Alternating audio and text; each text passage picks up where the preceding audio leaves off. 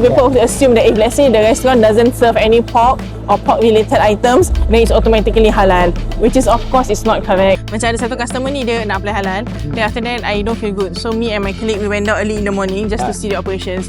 Then we found out dia masak benda tak halal pagi. So bila lepas operation hour baru dia masak benda halal. Sebab dia nak maximize dia dah rent itu tempat apa. So what we did was kita personally report to MUIS. Assalamualaikum warahmatullahi wabarakatuh. Waalaikumsalam warahmatullahi wabarakatuh. My name is Aman from KOPIŌ. Today we are going to have our first Kopitiam Conversation. This series is actually a new segment for us. We are going to be basically featuring certain guests that we're going to be talking podcast style.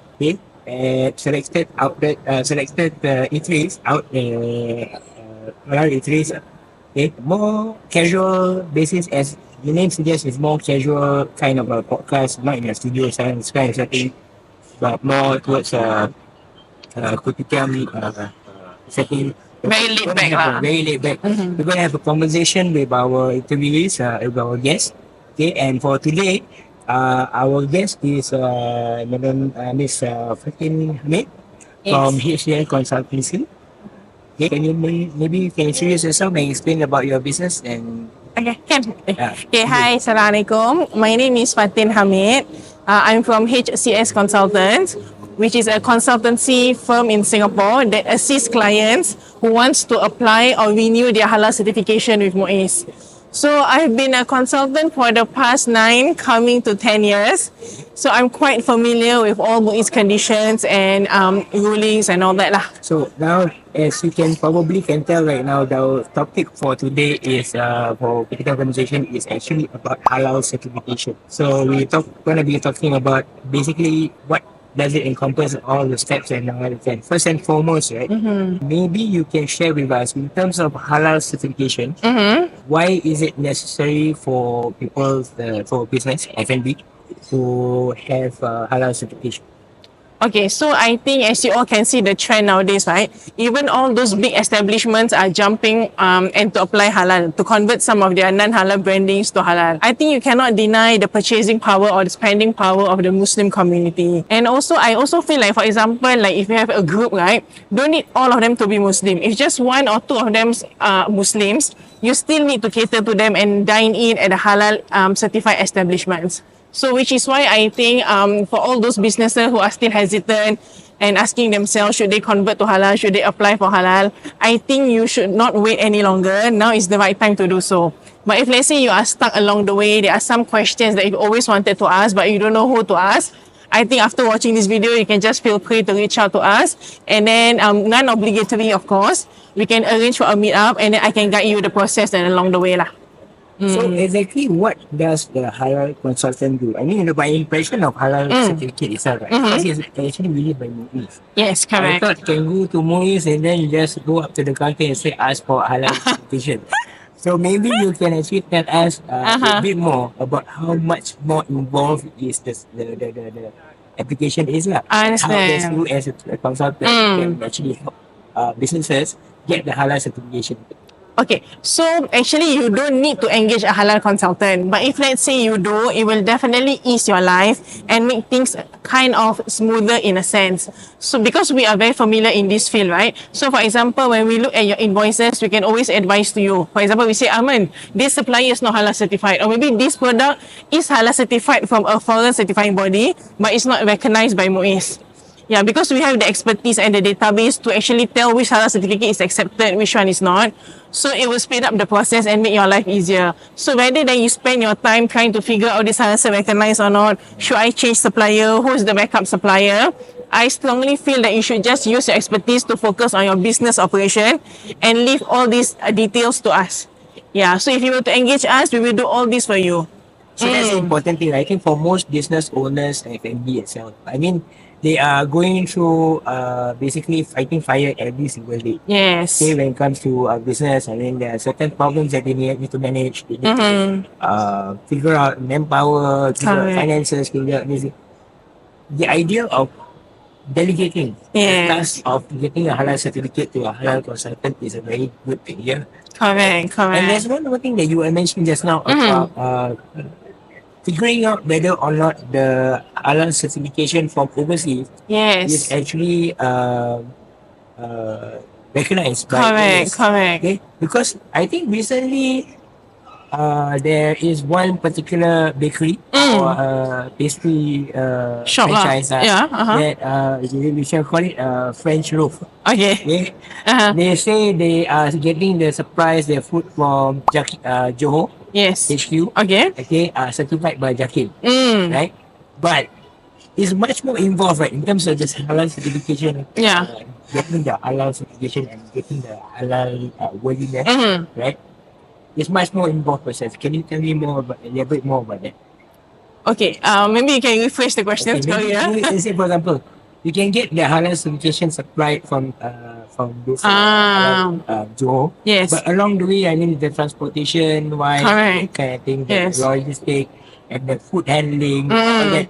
Those were are also something that is a criteria for Yes. halal certification, Correct. Correct. Okay, maybe you can elaborate that. So if let's say this bakery, they are getting their supplies of their French loaf or normal pastries from Jakim and it's already halal certified, then by all means they can just continue selling in Singapore.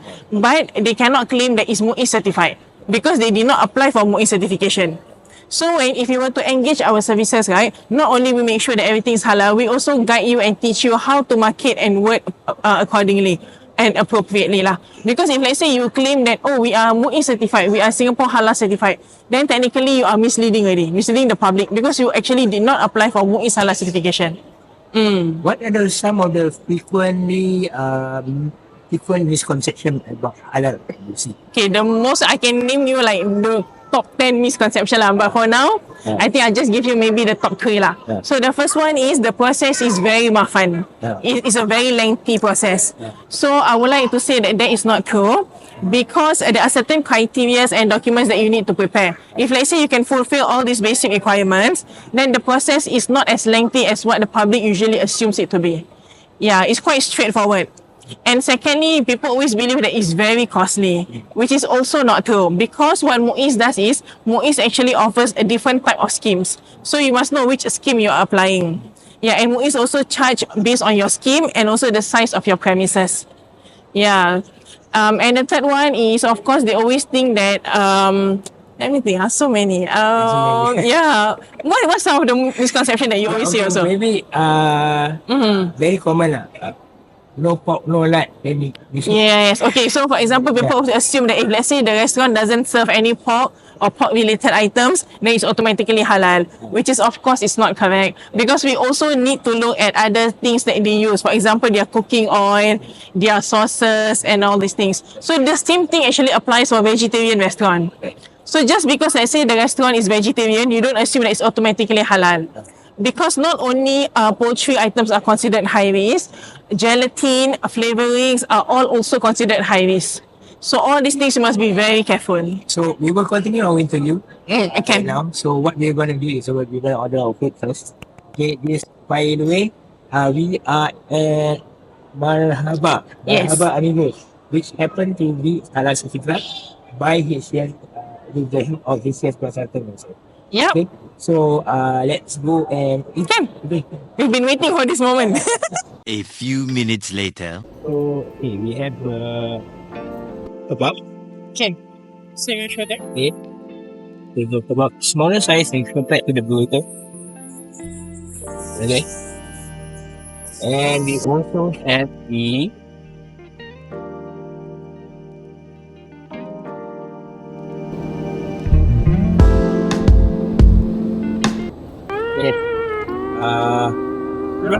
Okay. Bismillah. pancake burrito.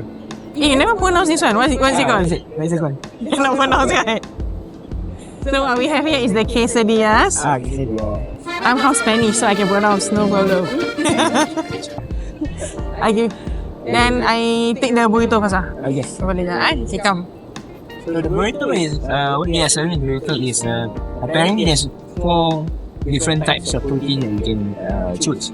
So it's chicken, beef, mushroom, as well as prawns. Correct. Prawns, yeah. 4. So you can choose your different types of sauces. Okay. We ask the chef to recommend to us the sauces for our food family. So, what we have here, can you see how fat the burrito is? So inside, they put a lot of fillings, like really a lot. So we have rice, we have some beans, lots of veggies. You can even choose your own sauces.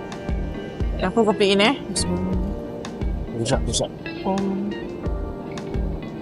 Okay, it's going to be a messy affair. Bismillahirrahmanirrahim. Aku makan Ini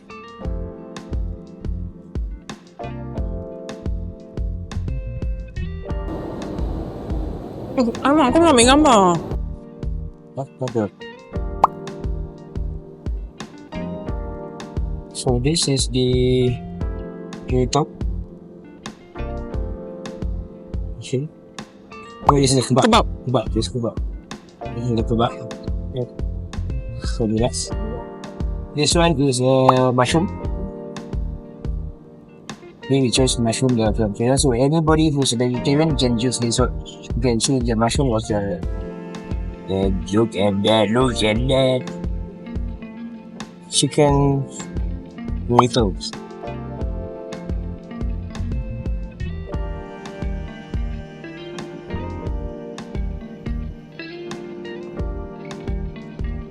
How does it taste to you? Amazing, man. Kau? Cuma tak ada bincang. So, when they get into the beef, yeah, I'm not wrong, this is full beef. Ya, correct. Beef. Ini kebab, ya.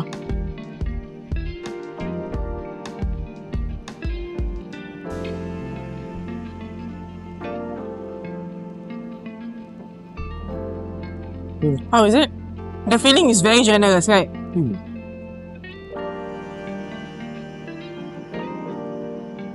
There's a nice amount of spice for the beef. So besides the three main dish, which is your quesadillas, burrito and kebabs, they also have a lot of side dish, which later we are going to show you. So for them, I think they also have falafel. Falafel, is it? I think so. Okay. Yeah, I need to check with them. Can we take a look? Because in the menu have, yeah, but I don't know whether they're still serving or not. Okay. So as we mentioned just now, this place is also suitable for vegetarian because you have a variety of options here. Yep.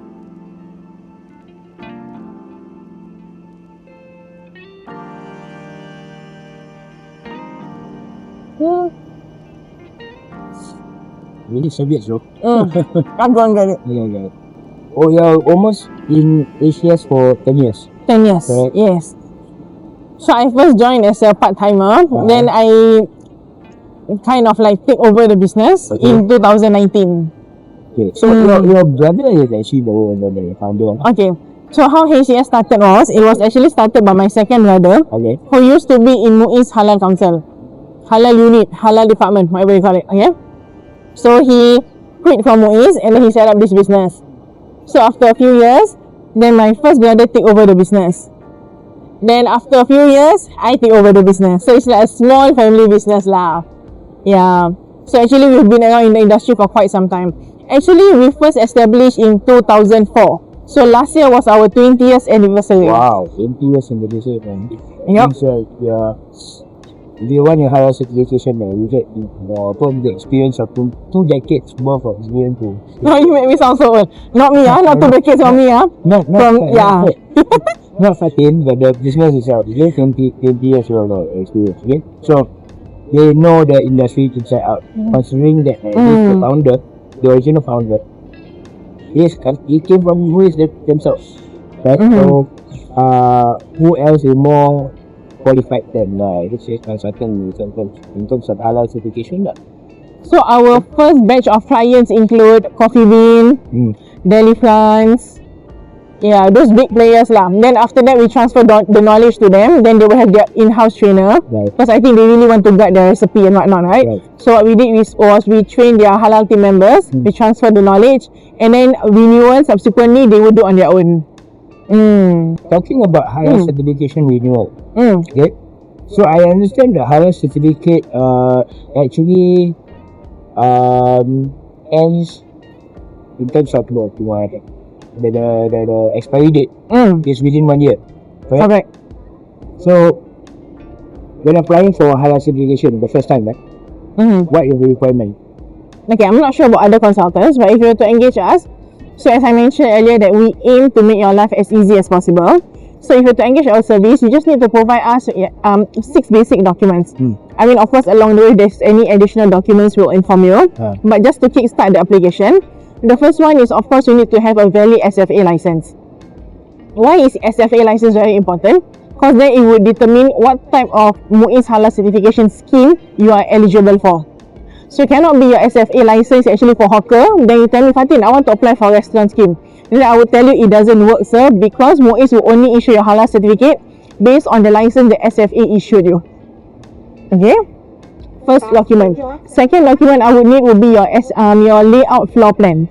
So layout floor plan is important because among other reasons, one of the basic one is like what I mentioned just now.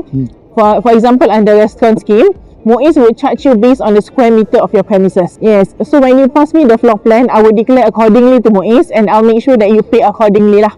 So yeah. And also from the floor plan, we can see other things like, for example, when supplier delivers your item, where's the loading and unloading area, where's the washing area for hawker scheme. So all these things to make sure that the whole process, there's no chance of cross-contamination. Because if there's a chance of cross-contamination, then we have to change that part. Yeah, because as long as there's 0.001% chance of cross-contamination, MUIS won't approve. Yeah. And then third document is, of course, I need you to form a main halal team. So this main halal team will consist of 2 Muslim staff. But if let's say you are applying under central kitchen or catering scheme, then you will need 3 Muslim staff. So these 3 Muslim staff and also the person in charge of procurement.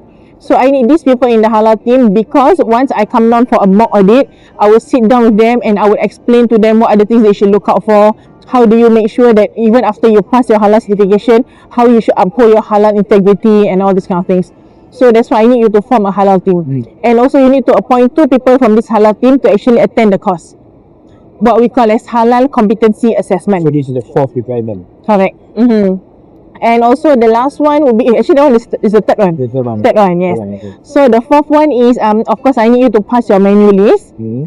Because there are certain things like, for example, you tell me you're selling in your menu, for example, you sell maybe sausage. So you just declare, for example, sausage. Then as a consultant, based on my experience and knowing how MUIS works, I would tell you, you need to amend your menu, sir, in a way that you need to prefix. So you need to tell the public what type of meat are you mimicking, like what type of sausage is it? Is it chicken sausage, turkey sausage, beef sausage? So these are the kind of small details that if let's say you don't engage consultant, there's no way you will know. And then when you submit the application, then MUIS will say, oh, this one you need to amend. Then you send your signboard for printing again. So if you to engage consultant, all these things you can actually cut the downtime and speed up the process. That's how I see it lah. And the last one would be, I need your you need to pass me your supplier invoices because I need to know who are your suppliers and who are you getting all your raw materials from. So from the invoices also, because just now you pass me your menu, right? I will make sure that everything tallies. So it cannot be, for example, you claim that you sell maybe duck rice, but I look through all your invoices, you never order duck. Then how you sell duck rice? Cannot be you just walk into NTUC and you buy the duck, right? So buying anything off shelf is actually not allowed. So you see, all the just from these 6 documents, there's so many information that we can extract, and there's so many advice that I can give you on how to improve your halal application. So that out of just purely 5 documents on the surface, right? It's like you will say only 6 documents. Okay, it's so simple, but then the thing is that there's so much thought process put into this 6 documents and covers a lot of ground. Yep. So betul lah. I mean just like what I said just now, you cannot go into MUIS like a cowboy and then ask for certification lah. Just for so okay. So those are the 5 basic documents. But if let's say you are a newly established restaurant or eating establishment, then the last document I will ask from you is you need to pass me the invoices for your equipment use. Why? Because if let's say it's a second-hand equipment, then you will need to arrange for ritual cleansing. This is the point that most of my applicants actually overlook. Ritual cleansing is very important because we want to make sure that all your machineries are actually never been in touch or in contact with pork or pork related items. Right. Because if it does, then you have to arrange for ritual cleansing. What would be more cost effective then? Would it be more cost effective to do the ritual cleansing or to get a new equipment altogether? So it depends on the nature and the operations of your business. Right. If let's say it's a huge business, then if you were to spend and buy everything new, we're talking about machineries like those cooling jug and all these kind of things, it doesn't make sense for you to buy everything new. So just arrange for ritual cleansing. So the ritual cleansing, another misconception is that, oh, never mind, this is what I call my pakcik. My pakcik can ritual cleanse the place. So for halal certification, cannot lah. For halal certification, you need to submit to MUIS, and then MUIS will send over their contractors to do the ritual cleansing. After ritual cleansing has been done, they will issue you a certificate to show which equipment and the address that has been ritually cleansed. Yeah. Wow. So MUIS is the one who's going down their own contractors to Correct. watch. Yes. Okay. So you cannot suka-suka call your makcik, call your pakcik, come down to your premises, come down to your restaurant and then ritually cleanse. It's not sabun satu or Yeah. Doesn't work. Pakai look. Okay. Understand. Okay. Yep. Now that we already have the halal certification, right? Then 1 year from now, the permit expired. Yes. Then suddenly the business decided, okay lah, never mind lah, delay a bit lah. Delay, 1 year becomes 2 years, 3 years or what. If they want to reapply again, okay, for the halal certification, do they have to go through all that step, or is it just an easy renewal for them? Okay, so in order for you to renew your certificate successfully, you have to do so between 90 to 120 days before your certificate actually expires, or in layman terms, 3 to 4 months before your halal certificate expires. If you were to engage our services, we will remind you by then. So you say, hi sir, based on our database, your halal cert is going to expire in 3 months time. If you want to renew with us, please prepare the following documents. But if let's say you don't want to go ahead, so like what Aman said, you decided, say, never mind, so don't want to apply for halal, you wait for 1 month, you wait for 2 months. Once your halal certificate, once the renewal period has closed, then you cannot submit renewal anymore. You have to submit new application. Wow. Yes. All over again. Correct. But contrary to people's belief, people always thought that renewal is so easy, because basically you just press one button and everything renew. So it doesn't work like that. So renew also, you have to submit all documents again. Why? Because by then maybe your Muslim stuff has changed. I'm sure there are additions to your menu. I'm sure you will have changed suppliers, some suppliers by then. And also your SFA certificate obviously has expired. Right. So once we say renewal, it's not as easy as ABC. It's technically doing the whole thing again. Yeah. Wah. Correct. Dah lah, tak malah lagi ni. Listen to him.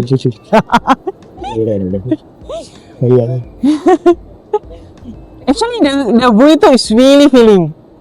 Yes. You only eat half of it. Yeah, because I want to eat other things. Oh, Smart. Oh, it's one 2 piece Satu piece. Tapi mushroom Kau feeling vegetarian tak? Kau feeling vegetarian tak? Okay, I don't Lain kau makan tak nak? know. Cannot vegetarian food. Must have meat lah. My husband's vegetarian. Okay. So aku tak boleh vegetarian. Okay, so usually MUIS will issue halal certificate with a 1 year validity. However, there are some exceptions in which MUIS actually grants a 2 years validity. So, when can you apply for 2 years? There are certain criteria, which is the first one, of course, you fulfill all of MUIS conditions. Some of the conditions that I can think of is, for example, if the requirement is for you to have, maybe you have 3 outlets, so the requirement is for you to have 6 Muslim staff. You fulfill all the requirements, okay? Then there's a chance for you to apply for 2 years. And of course, based on your track record. So assuming ever since you're halal certified until now, every time MUIS come down for surprise audit, they don't find any major non-compliance.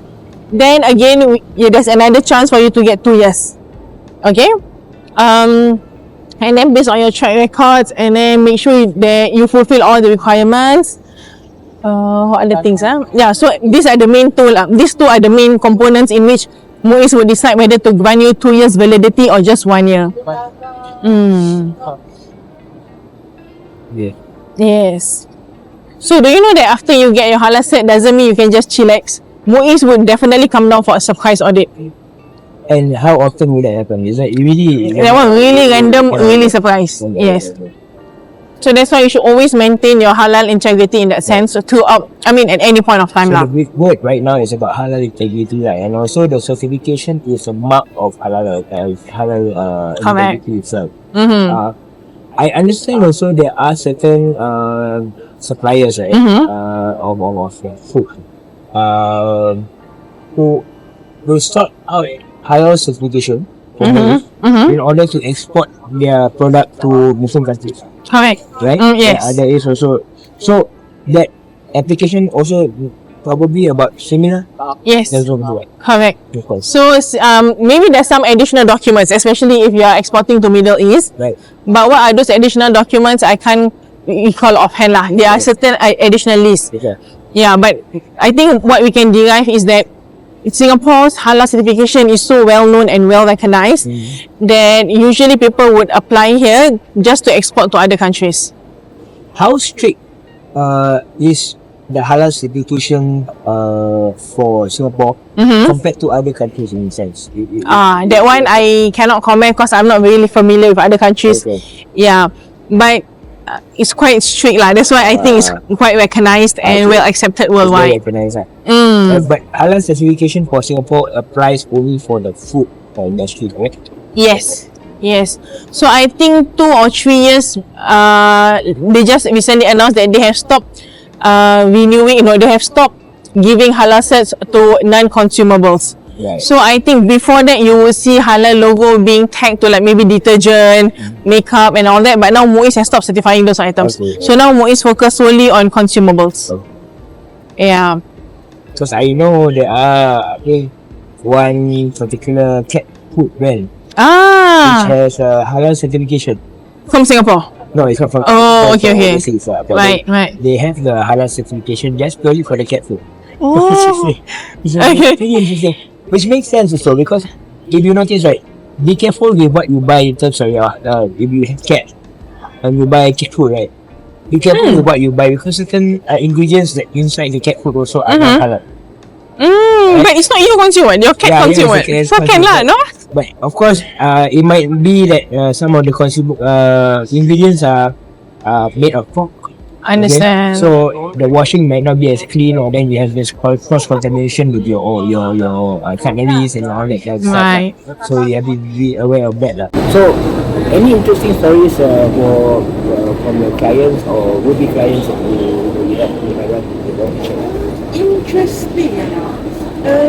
Okay lah. So I recall vividly this one client. I think it was few months after the COVID period.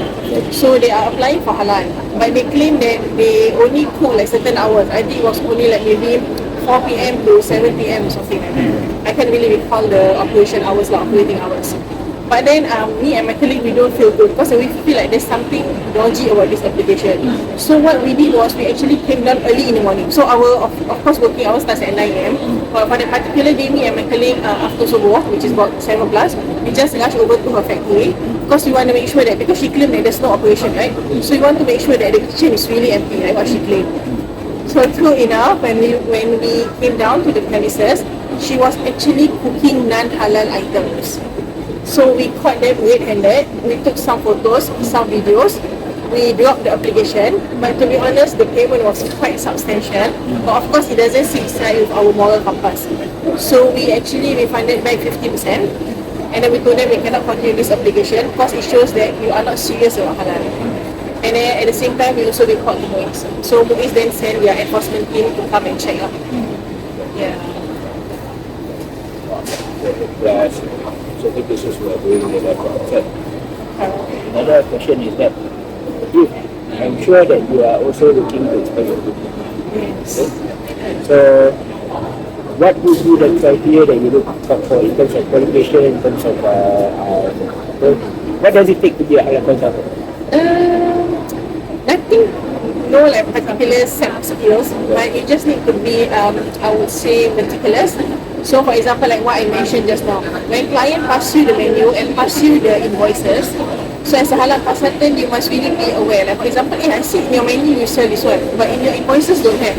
Then how come? So all these kind of things you must highlight and you must check with client. So your job as a halal consultant is not as a postman, in a sense that client pass you the document and then you just pass the notice. You are actually the middle person, so you must process all the information that's been given to you. Yeah, so you must advise client accordingly, and at the same time you must also make sure that everything is in compliance with these conditions. So even the paper qualification doesn't really Doesn't, to be honest, doesn't really matter. Yes, correct. Because no point you are a GP holder but you do your work like 6:30. Yeah, so no point. So anybody wants to apply can so any so-called last advice that you might have for anybody who's looking for halal certification? Okay, so I think the main thing, if I can just give one advice for today, it will be like, you must always remember that applying for halal certification it's not compulsory. So it's something that you do because maybe you want to boost your sales or you want to cater to the Muslim market. So since it's not compulsory, then if let's say you decide to actually apply for halal, I really urge you to take this very seriously. Please don't, when you apply for halal, you tell me for example, you source from this supplier, and then 3 months down the road, I found out that you source from a non-halal certified suppliers. Because for us Muslim, halal is something that's very personal and sensitive, and we really take care of that. So if you have no intention of upholding the halal integrity, then I would say don't even bother in the first place. I know it's a bit harsh, I'm so sorry, but this is something that I've seen over the years, and like what I mentioned, there's only one advice I can give, it will be that. Yeah. Okay, so let's thank you very much again, Fathin Hamid, for your for this information, and a lot of information that are very, very useful for not just business owners who are looking into halal certification, but also for business owners who are, the consumer market, those people who consume the halal, the community who consume the halal product, who really trust in the halal certification of the producer. The amount of work, the amount of effort to put in to make sure that the halal certificate integrity is up to notch. Okay, so this is what the kind of service, the kind of things that been done in order to meet the requirements, in order to be able to serve you. So I really feel that we should appreciate people like Fathin and who organization and advice, like, and every business owners who put in the effort to make sure that they attain that halal certification, attain that halal certification from you, and of course to me themselves also, in order to come up with this particular service for the community. So with that, let's wrap up this Kopitiam Conversation. Okay, till next time. Assalamualaikum warahmatullahi wabarakatuh.